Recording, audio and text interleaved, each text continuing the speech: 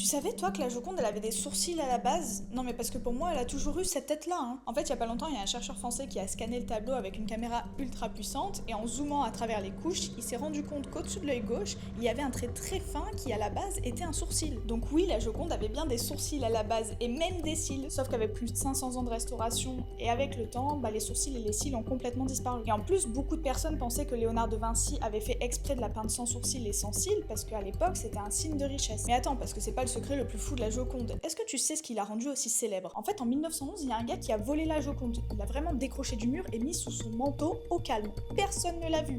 Bon, après, la sécurité, c'était pas la même qu'aujourd'hui, mais bon, quand même. Et ça a fait un sacré scandale parce qu'elle a disparu pendant 2 ans. 2 ans, c'est énorme. Et c'est là qu'elle est devenue connue parce qu'il y a eu plus de gens qui sont venus voir le mur vide que de gens qui venaient la voir à la base. Et du coup, quand ils ont fini par la retrouver, ça a été un sacré phénomène. Tout le monde voulait voir le tableau qui avait été volé. Et ça, ça fait 100 ans que ça dure et il y a des gens du monde entier qui viennent voir ce tableau.